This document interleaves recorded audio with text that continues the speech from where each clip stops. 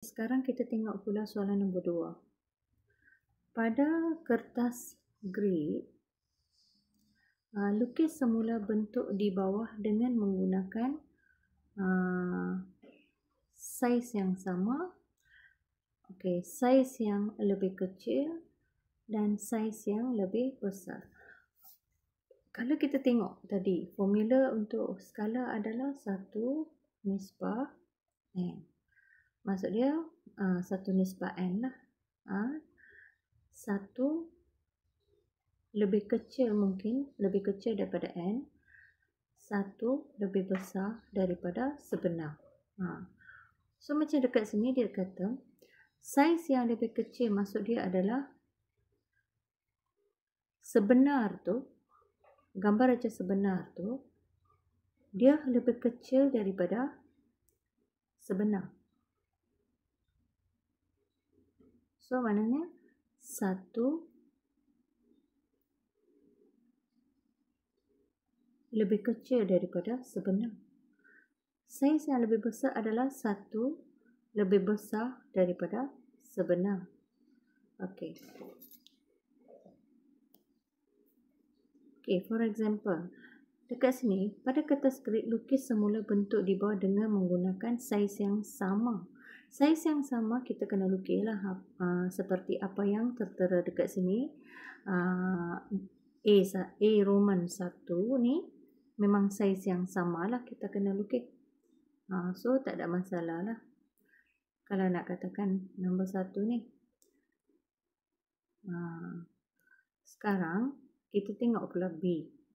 Saiz yang lebih kecil. Maknanya katakan saiz yang lebih kecil. Kita nak lukis nombor 1 tu saiz kepada saiz yang lebih kecil.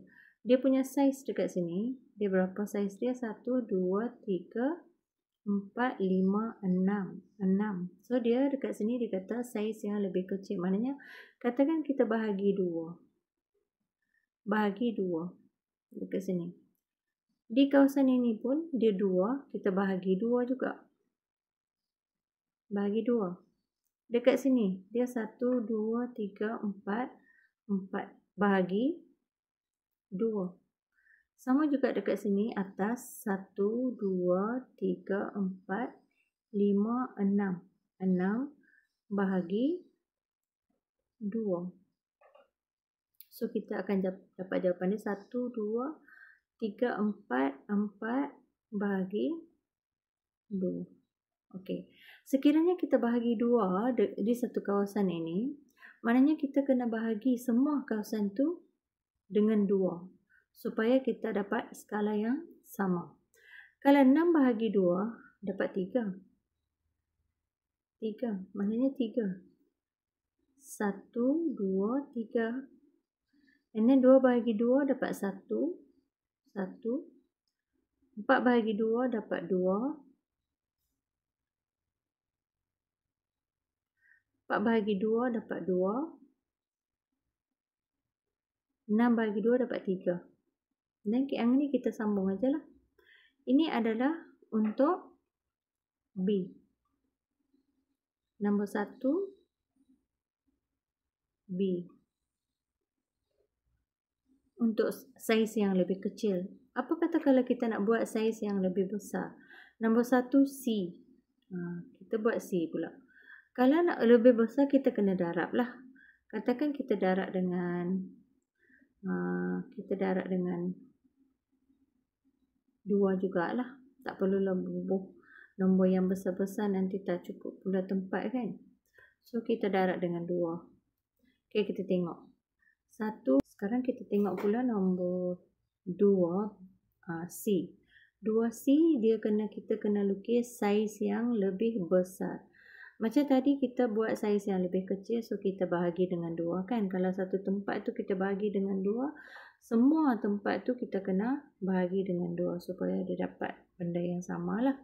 Begitu juga kalau kita darab, kita nakkan saiz yang lebih besar, kita kena darab dengan sama nombor lah. Macam yang ni katakan 1, 2, 3, 4. 4 darab 2. Di kawasan ni pula 1, 2, 3, 4, 5, 6.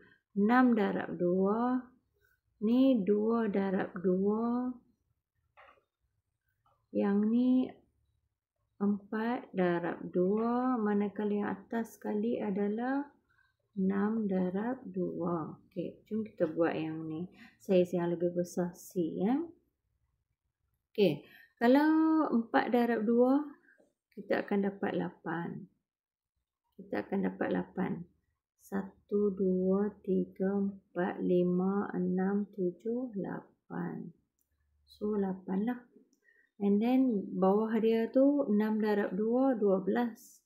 So 1, 2, 3, 4, 5, 6, 7, 8, 9, 10, 11, 12. 2 darab 2 dapat 4. 1, 2, 3, 4.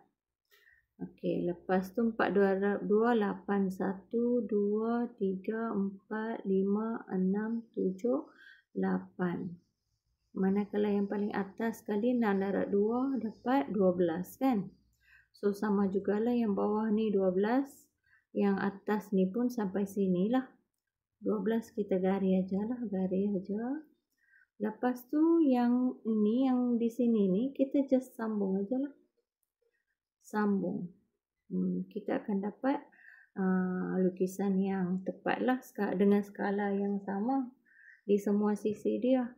Okey. Ni adalah untuk nombor 1. Nombor 1 C. 1C, 1A tadi, 1A tadi kita cuma nak kena lukis benda yang sama aja lah. So senang kan. 1A, 1B macam ni kecil, saiz yang lebih kecil. 1C adalah besar macam ni. Okey.